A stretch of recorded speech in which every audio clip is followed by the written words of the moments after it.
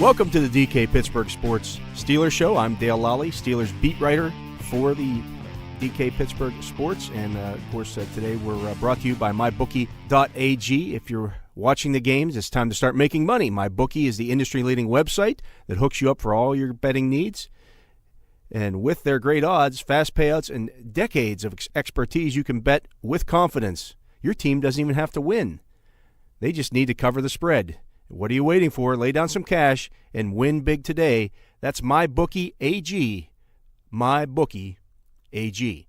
Anyways, the Steelers did not cover on Sunday, and they did not win the game. That was a disappointing loss in Sunday's AFC Divisional Round playoff to the Jacksonville Jaguars. Of course, the Steelers lost that game 45-42.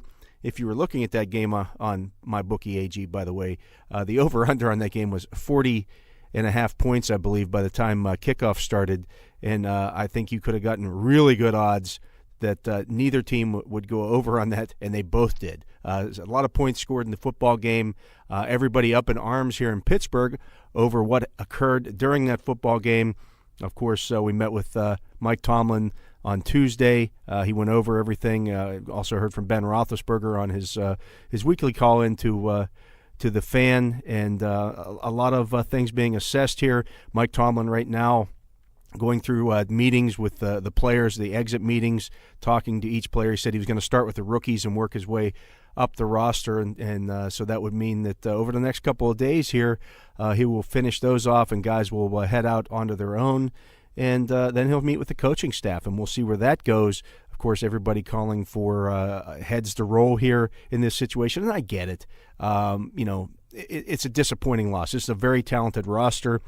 We found out on Tuesday that Cam Hayward has now been named to the Pro Bowl. That gives the Steelers 9 Pro Bowl players this year, which is by far the most in the league. So, it's a very talented roster, and that makes this loss sting even more so. When you look at it that way, this team finished 13-3 in the regular season, went out and lost its opening playoff game.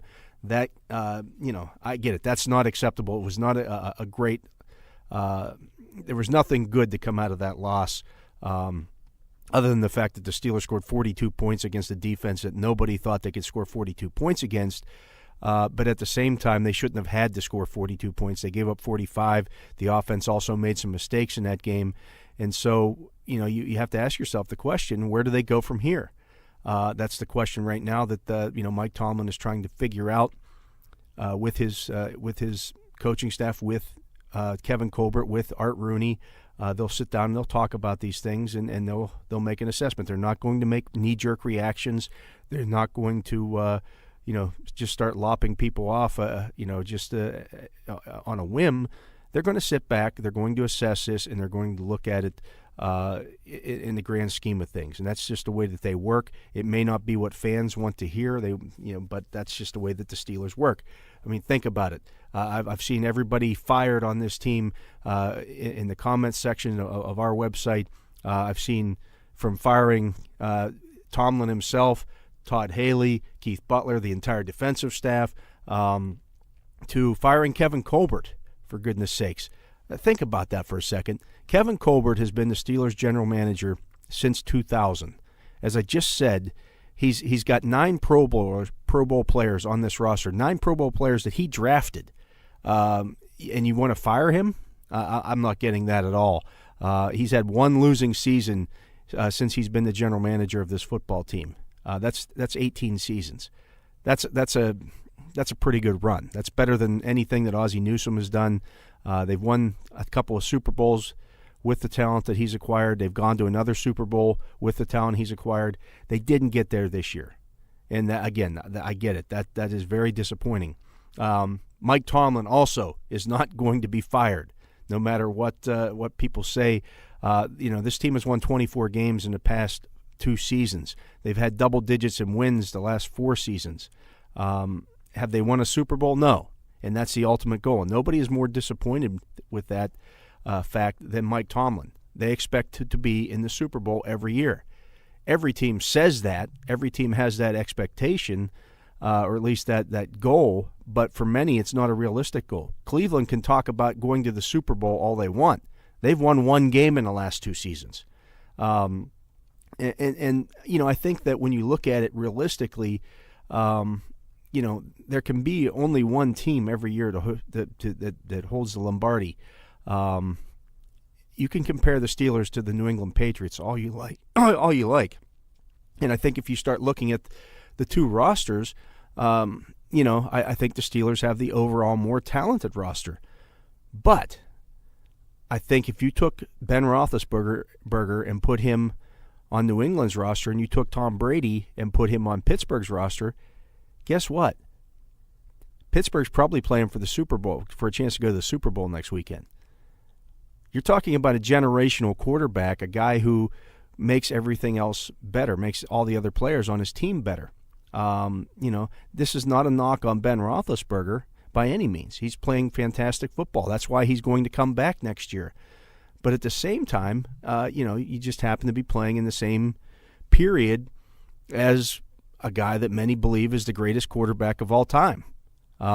He didn't get that name because he stinks. He didn't get that name that moniker because he's not very good. He got it because he's earned it. This will be New England's 7th consecutive trip to the AFC Championship game. Think about that for a second. 7 consecutive times for them, 7 consecutive seasons. That's nearly every AFC Championship game in this decade that they have gone to the AFC Championship.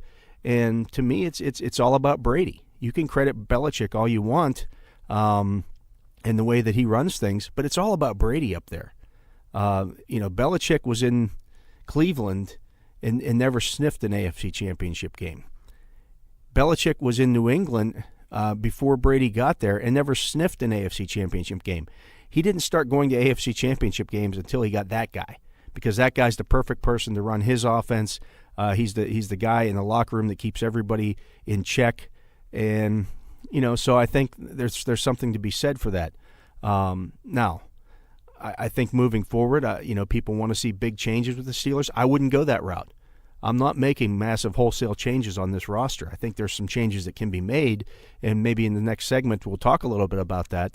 But I would not overhaul this roster at all.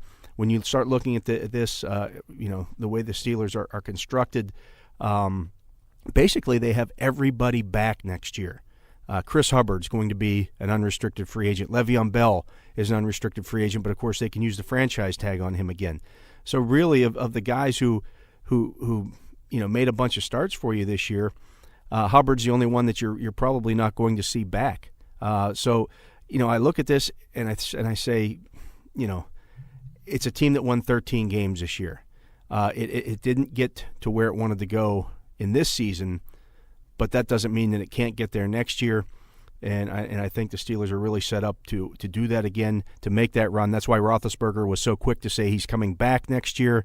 And I think once the pain of the loss kind of subsides a little bit, I think and I believe that fans are going to look at this a little bit differently as they head into 2018. I'm Dale Lolley. I'll be back in just a moment on DK Pittsburgh Sports, and we'll talk again about what changes I would make moving forward with the Pittsburgh Steelers. Football season is here, and it's time to cash in on the nonstop sports action with MyBookie.ag. They have in-game live betting on nearly every sporting event. Plus, MyBookie.ag will match your deposit with a bonus up to 100%. With decades of expertise and no-hassle payouts, you'll experience the greatest customer service in the business, guaranteed. Use promo code DKRadio to activate your bonus of up to 100%. Call 844-900-BETS or visit MyBookie.ag to open an account. Sign up today. Miller Lite is the original light beer, and we'll always brew it to have more taste, with only 96 calories and 3.2 carbs. Because we believe that if you compromise on taste, you can taste the compromise. Miller Lite. Hold true. Great beer, great responsibility. 2018 Miller Brewing Company, Milwaukee, Wisconsin. Average analysis, 12 fluid ounces. Less than 1 gram protein, 0 grams fat.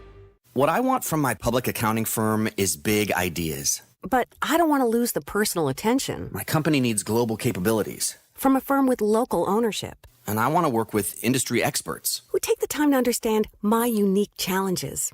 And that's what sets Schneider Downs apart. Expertise for the most complex business issues with the service you need every day. To learn how our big thinking with a personal focus can help your company, visit SchneiderDowns.com. If you're one of the thousands of Western Pennsylvanians who love to get outdoors, then you need to check out this amazing new website, stepoutside.org. Hi, I'm Dan Kovacevic of DK Sports Radio. I'm born and raised in Pittsburgh. I know about the outdoor life that's available to all of us in Western Pennsylvania.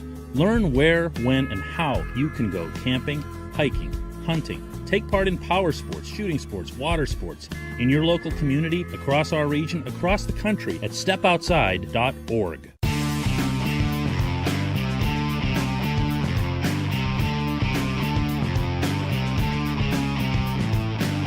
And welcome back to DK Pittsburgh Sports. I'm Dale Lolley here with Chris Carter.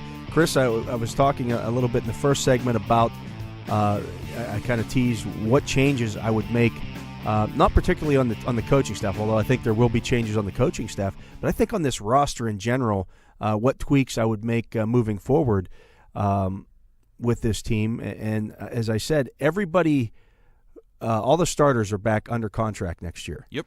Unless you want to consider Sean Spence a starter, and I don't think they're going to go into 2018 with Sean Spence as their starting inside linebacker. Maybe as a backup because, I mean, he seems to know their system, but still, even there, it's kind of like, we can get younger. I'm looking to get younger. I'm looking to get better. Faster. Bigger. Faster is key. Yeah. Faster is key because, coming out of training camp, when I did a bunch of shows and wrote some things, I said Ryan Shazier was the one guy this team couldn't replace. They didn't have anybody on their roster who could replace that guy, and that proved to be the case. Yep.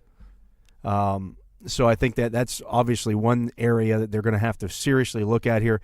I look for them to not only bring in a veteran guy, I look for them to draft somebody, an inside linebacker, in the first 2 rounds of the draft. And if they don't get one in the first round, they definitely get one in the second round. You look at the Detroit Lions, for example, this year. We're able to get Gerard Davis out of Florida in the second round. That guy started a lot of games for them this year and played well. And you can get an inside linebacker picking 28th, where the Steelers will pick this year. Yeah. It's not a high priority issue. You'd like to be able to get the best guy available. Right. That's probably not going to happen. Roquan Smith's going to be long gone by the time they get the pick. Unless again, the Steelers are in a position right now, I think, where they realize, Ben Roethlisberger's talking about an extension. They're in that window where they can invest and try to win now and maybe trade up in the draft like they did when they went and got Troy Polamalu. And I'm not saying that they absolutely should. But if they feel like there's a guy out there that fits the needs right now, I agree with you. Inside linebacker is a must, whether he's going to replace, one of the starters, or if he's going to be a guy that's going to be right behind Vince Williams, and if Ryan Shazier comes back. But on top of that, I mean, you got to look at free safety. I mean, Mike Mitchell. We've talked about this before. We don't think he's going to be back. If he is, he's going to be on a serious pay cut, and you don't want him as a starter right now. Yeah, I looked at his stats from this year. He started 13 games for the Steelers, had 2 pass defenses, no interceptions, no sacks, no impact plays at all. No. Now you could, when in the past when people would rip on Mike Mitchell, I say, look, he does what they ask him to do. You look at his stats from last year. I think he had 9 pass defenses, 3 interceptions. It wasn't like he did nothing back there. Yeah. But I think when they lost Ryan Shazier, it really pounded home the fact that they weren't getting anything turnover-wise or anything like that from the safety position this year. That needs to change. They need to go out and get themselves a ball-hawking safety. An Eric Weddle type of guy. Yep. I'm not saying Eric Weddle age-wise or anything like that, but a guy who can make plays like that, who's capable. X-factor. Yeah, a guy who's capable of taking the ball away from the other team. And that's what Ryan Shazier was this season. Even in the first Jaguars game, remember when he ripped the ball out of the guy's hands? I mean, that had the offense been on point, that might have been the game-changing play. What he did to the Colts when he intercepted the ball bouncing off of Jake Doyle. Those kind of moments. That's what he brought. That's what Troy Polamalu brought when he was at safety. And the Steelers, you saw as soon as Ryan Shazier out, they really didn't have that guy back there. And I think either drafting super high at safety and maybe trading up to get a guy like that, or going in free agency. There's a few guys out there that, Earl Thomas has talked about leaving the Seahawks. Trey Boston's going to be available. I'm not sure if he's the super playmaker type of guy, but they need another person that's going to fly around back there and be able to create turnovers, which is what this defense needs. Yeah, that's why, I think so many teams didn't fear going deep against the Steelers this year because they didn't think that it was going to be – there was no possibility that it was going to be a turnover. Right. And so I think, you need to upgrade your speed on the back end. You need to upgrade your playmaking ability on the back end. I'm not going to discount the possibility, and this is just a possibility at this point, of moving Cameron Sutton into free safety. That's a thought. I've had that thought myself because he's shown he can move across the field and he's a good tackler. Yeah. At the very least, he replaces William Gay, who I also think is gone. It's and rough. I think Gay may retire. If he doesn't retire, I don't expect him back next year, but I expect him to retire. That's going to clear up some more cap space. Everybody's talking about how the Steelers are right up against the cap. No, they'll do some things here to get some wiggle room there. But those are the two real big changes that I would make. I'm going out and I'm acquiring a safety. I'm getting at least two guys at inside linebacker because they can't just go with one. No, they need somebody. They need insurance policies. They need insurance policy. They need a new Vince Williams to replace Vince Williams as the number one backup. I think if they do those two things, the defense can be a lot better in 2018 than it was. What would you say to the talk about these other two considerations? Looking up defensive tackles to plug up the middle, like physical presence, not necessarily a nose tackle, but a guy that's going to be bigger than Javon Hargrave and can sort of be the third piece with Tuitt and Hayward as fill the gap, take on two linemen, and be another presence to help stopping the run, because that is another issue that the Steelers ran up against this year. They weren't able to do that. And also maybe looking at, Bud Dupree, he wasn't as consistent. They really need edge rushers out there. Are those two other positions that the Steelers should be looking at in this offseason? Well, they're going to look at outside linebacker, but they're not going to look to replace those guys as starters. Okay. I don't see that happening. Edge rushers and pass rushers are expensive. Yeah, they are. And you're looking at big money there. I mean, the Jaguars spent $17.5 million this year on Calais Campbell. Yeesh. Now, you could say he was worth that, but at the same time, you've got Tuitt, you've got Hayward there. They're not going to a 4-3. No. That's not going to change. They play the 3-4 30% of the time. Yeah. And they do need to get more production out of the outside linebacker position. I think that's one spot where you could see a coaching change in this offseason. And you're talking about Joey Porter. I'm talking about Joey Porter.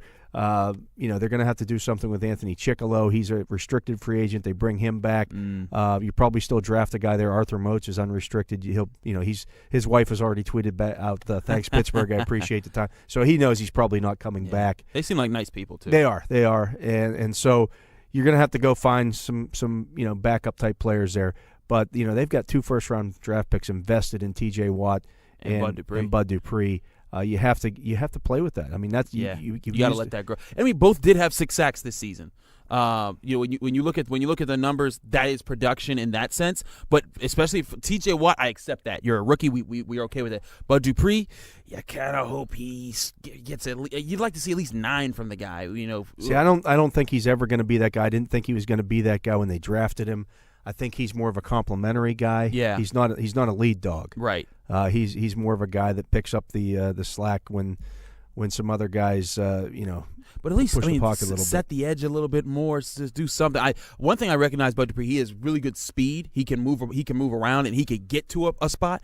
But he has to get more physical. He has to win those. He has to win more battles on that edge. And I just don't see him doing that enough. And I understand, like you make a good point. He's not that kind of a player. And I think it's kind of made that obvious in his early years. But still, it's like that's been a huge piece to other times when the Steelers' defense has been at its best. Yeah, I agree, and I don't know if we're going back to those days ever again. I think they've evolved a little bit. They want their outside linebackers to drop into coverage a little bit more, but they have to be able to set the edge. Yeah, and that was an issue on Sunday against the Jaguars. It was an issue for I thought Bud Dupree outplayed T.J. Watt on Sunday. Yeah, he did. He set the edge more times than T.J. Watt did. T.J. was, I think he wore down as the season went on. Yeah. He got tired. I mean, not just physically tired, but mentally tired. When you're making as many adjustments, and again, he only became a linebacker in his last year, second to last year in college. Yeah, his basically his redshirt sophomore year. Right. So he's been adapting to the linebacker position, and we saw in training camp he wasn't using different moves. He was always trying to bull rush people. Now he's trying to learn that. I think that's a lot to take on, especially when every week you're learning a new offense that you got to counter and what you have to look for. I think give him time, he'll develop more traits. Yeah, I believe so as well, and so that's what I think we would look at doing in this offseason. We'll see what the Steelers do here. I expect them to make some moves with the coaching staff by the end of the week. The coaching staff leaves what's left of it. We'll leave on next Tuesday to go coach the Pro Bowl. We'll see what happens here as this week moves on. But he's Chris Carter. I'm Dale Lolley. You're listening to DK Pittsburgh Sports. In Pittsburgh, we bleed black and gold and love our city. Born in Pittsburgh and now celebrating 130 years in the business, Henny Jewelers is proud to be your premier jewelry store. The holiday season is quickly approaching, so whether it's choosing that watch you've always wanted or you're searching for the ring that was made for her, trust Henny Jewelers. Visit our store on Walnut Street in Shadyside to see our extensive inventory of designer engagement rings, watches, and one-of-a-kind jewelry. For more, go to hennyjewelers.com and follow us on social. Embarrassed by that stained carpet in your office? Tired of looking at your dull, dirty floor? My Floor Needs is here to fix that. With years of experience and 24/7 service, My Floor Needs offers stripping and waxing, carpet, tile, grout, and concrete cleaning, as well as polishing and buffing services. Call 888-67-MY-FLOOR or email info@myfloorneeds.com for a free estimate and get your floors looking like new again. Whatever your floor needs, call 888-67-MY-FLOOR. Does your company ever miss its sales goals or struggle getting new business? Is it tough to hire or to give reps the right tools? Hi, I'm Dan, and I started Engaged Prospect right here in Pittsburgh to help companies like yours. And I'm Sam. We're helping companies hit sales goals and grow their businesses. Think of us as your inside sales team. Our clients are experts in their fields. We're experts in inside sales. Give us a call today at 412-715-5151. Or visit us online at engagedprospect.com/DK. It's been 50 years since the Summer of Love, but if you're not performing as well as you'd like, check out NEDforless.com. I'm Eric Cushy of Curtis Pharmacy. Don't pay premium prices for the little blue pill. So Denafil, the same active ingredient as in Viagra, costs 80% less. NEDforless.com. All we need is your physician's name. We do the rest. Free shipping, too. NDDforless.com. Curtis Pharmacy, Western PA's Better Way Pharmacy. CurtisPharmacy.com.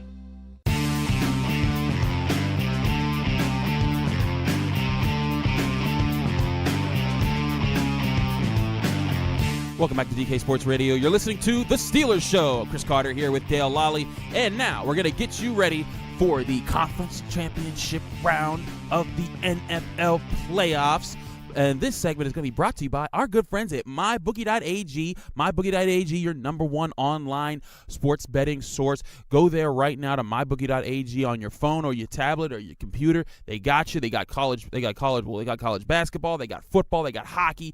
All the sports you could want to bet on, you can bet on it right there. Be sure to use DK Radio as your promo code, and you can get a 50% bonus on your deposit. MyBookie.ag, you play, you win, you get paid out there. Let's get paid because the Steelers on in it, so there means there's no bias from me. We're gonna go we're gonna start with the AFC Championship game. Let's do that. Patriots hosting the Jaguars. You know what's funny? I said hi to Tom Coughlin because he was in the press box, and I've always respected Tom Coughlin. He said hi and kept it moving, but I was like, oh, look at that guy, and I was thinking like, wait a second, Tom Coughlin, is he Tom Brady's kryptonite? He has been in the past, and I look at this game as a bad matchup. Defensively, anyways, for New England. Yeah. This is not going to be a cakewalk for the Patriots by any stretch of the imagination, and it wouldn't surprise me if Jacksonville pulled off the upset. This would be insane. A team that had 3 wins last year looked completely out of it, and now they're one step from the Super Bowl. We looked at this as being a Patriots-Steelers. One of those two teams was going to go. That's what everybody said, and the Jaguars have kind of crashed the party a little bit. And they're confident. But, I talked all last week about their defense and how it's not a generational defense. It's still a good defense. Yeah. And it's a defense that can cause problems for teams that don't have great offensive lines. And the Patriots don't. That's exactly what the Patriots don't have. And I also think that they can they can do some things to make life tough on Rob Gronkowski. Oh, yeah. They can use Ramsey and Bouye to kind of to match up on him a little bit, and they can be physical with him. Those are both two big corners who can be physical. The Patriots are probably going to have to adjust to that by moving Gronkowski in line a little bit more to try to get him away from those two cover guys. And if they can do that and run the football a little bit, they could have some success in that situation because you're not going to necessarily match up Ramsey, for example, on Gronkowski if he's at the end of the line, because Gronkowski will just blow him off the line as a blocker. So it's going to be interesting. But they also have Telvin Smith there. And Miles Jack. Those are two athletic guys. Two athletic linebackers who may be able to run with him in short spaces. So I think the Jaguars can keep this game close. I don't know if they can win it because of their offense. I don't know if Blake Bortles has it in him to have 3 straight non-turnover games in the playoffs. That's a lot. That's asking a lot out of that guy. But they do have a ground game, and that is one of the weaknesses of this Patriots defense. I think New England wins this game, but I think it's going to be low scoring. I think New England wins 23-17. See, I was saying 24-23 because I think that Tom Brady is still going to put up 3 touchdowns. But I think the Jaguars, they're going to move the ball, but they're not going to be able to get it into the red zone, and they're going to rely on some of those field goals. And at the end of the day, I think that Tom Brady is going to be down, and he's going to have one of those late minute drives, takes him down the field, throws a great pass to James White in the flat, and he runs for 8 yards or whatever. I think that the biggest thing is if the Jaguars can manage to just not turn the ball over, if they could put up 3 touchdowns and get a lead on the Patriots throughout the game, I think that their defense can be aggressive. They'll be coming after Brady, and that front four.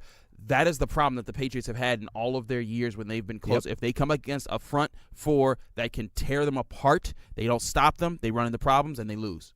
Yeah, I agree. You hit Brady, and he's human. He can bleed. Yes, he absolutely can. So we'll see how that goes, of course, in the NFC. Yeah. Another big matchup. Top 2 seeds got top 2 seeds. You thought the other side would happen. But on the craziest of ways, somewhere there's still an internet meme of Marcus Williams being made of him doing the shoulder lean or whatever you want to call that move he put on Stephon Diggs. If you don't know what I'm talking about, go back at that game-winning touchdown catch by Stephon Diggs that put the Vikings in the NFC Championship game. They're going to Philly. They're playing Nick Foles versus Case Keenum in a conference championship game, things I would never thought I could say. Yeah, I mean, you look at how that Vikings game ended. All the Steeler fans felt like they had their hearts ripped out. Yep. The Saints fans, the Saints fans really had their heart ripped. Just tackle the guy. Yeah, just tackle him. Just tackle him. Don't worry about going for the ball. You can even just hold him. You don't have to bring it down. Just hold him right there. The help will come. The clock will run out, and it's over. But I look at that game. Both of those games were tight last week in the NFC. As much as Philly did in that game and beat Atlanta was throwing into the end zone to Julio Jones with the game on the line. And he dropped it. And he dropped the ball. He dropped it. So much for the he's better than Antonio Brown talk. Yeah, I think Minnesota comes out of this with a win. I think they host the Super Bowl.